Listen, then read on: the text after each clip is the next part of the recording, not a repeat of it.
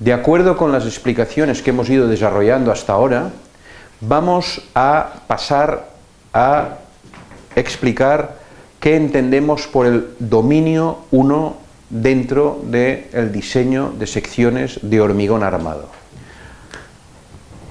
Dicen que la manera de trabajar del hormigón armado en el dominio 1, que es un dominio en donde trabajamos a tracción pura o bien tracción compuesta, no es propio del hormigón. Pero, para contradecir esta opinión, nos gustaría comentar que precisamente a través del estudio de los elementos de hormigón armado trabajando a tracción, obtenemos una de las informaciones más completas para entender precisamente cómo trabaja el hormigón armado. Recordemos que en las primeras experiencias de ingenieros como el mismo Eugène Freyssinet, a partir precisamente de la comprobación del trabajo a fisuración del hormigón, empezó a cavilar sobre la posibilidad de introducir tensiones previas en el hormigón, lo que desembocaría en el diseño posterior de lo que sería luego el hormigón pretensado. Por tanto, el estudio del dominio 1 a tracción y de las consecuencias que esto tiene son fundamentales para comprender los mecanismos interiores de cómo trabaja el hormigón y la armadura. Es cierto que hacer tirantes de hormigón, es decir, elementos de hormigón armado que trabajen a tracción, si sabemos que el hormigón fisura, no son propios del trabajo del hormigón.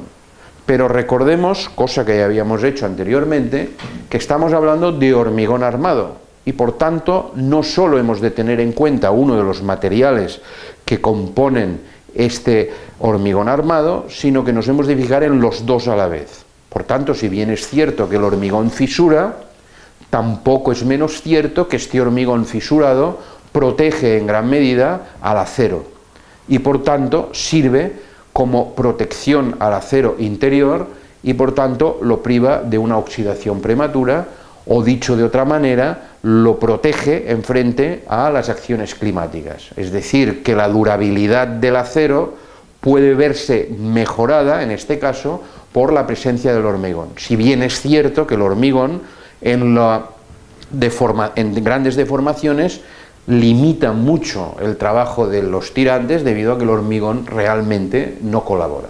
Bien, vamos a analizar una sección de hormigón trabajando a tracción y lo vamos a hacer para simplificar viendo que si tenemos una sección cualquiera de hormigón armado, es decir, que interiormente tendremos una armadura y aquí tendremos una armadura, cuando nosotros sometamos a este elemento a una tracción a esta sección, evidentemente la respuesta que hará este tirante será deformarse y por tanto, a partir de esta deformación, sabemos que si tiene una longitud inicial L, cuando se haya deformado tendremos un estiramiento relativo que será el que provocará esta tracción.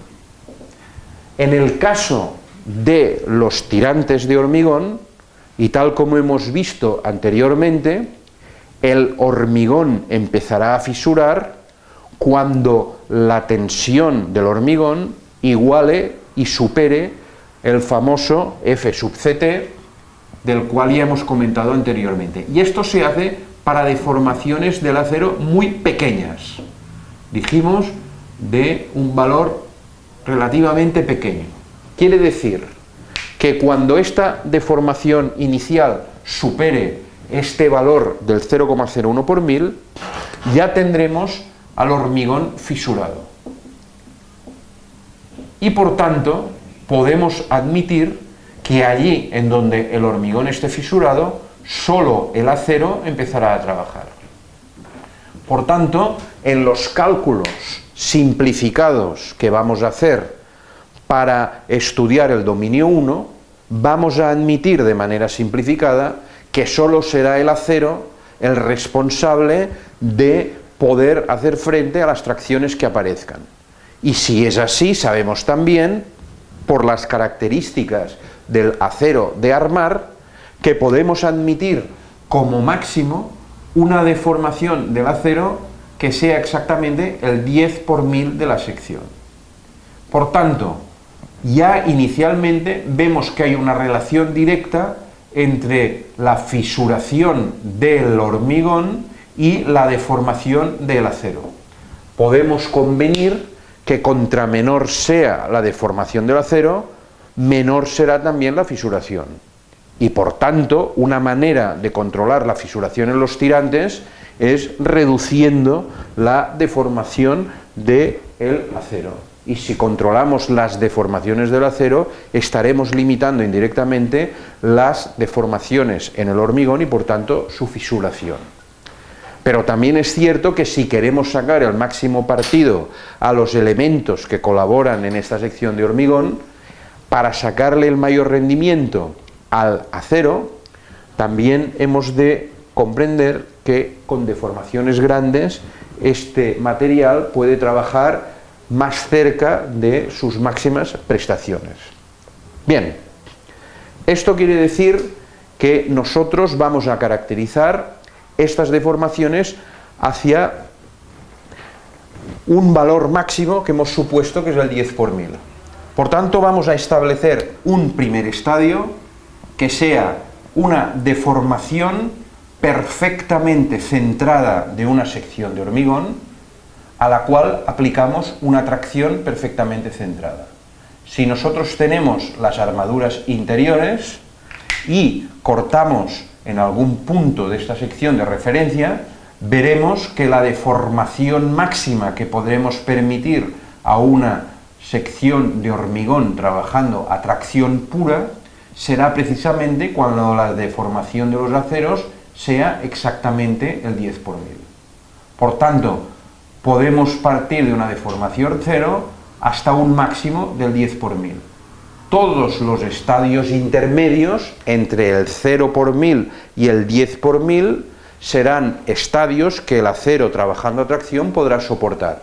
Y como que el hormigón siempre estará fisurado a partir de valores muy pequeños, no lo vamos a tener en cuenta. Representemos para mayor comodidad y para ver la evolución en los demás dominios esta misma sección de referencia en su modo horizontal. Y supongamos que aquí tenemos una cierta área y una cierta área que vamos a llamar 1 y 2 en un tirante de hormigón que no tienen exactamente por qué ser iguales. Si nosotros cogemos esta sección de referencia y establecemos unos criterios absolutamente arbitrarios, de decir que si se deforma en esta dirección es una compresión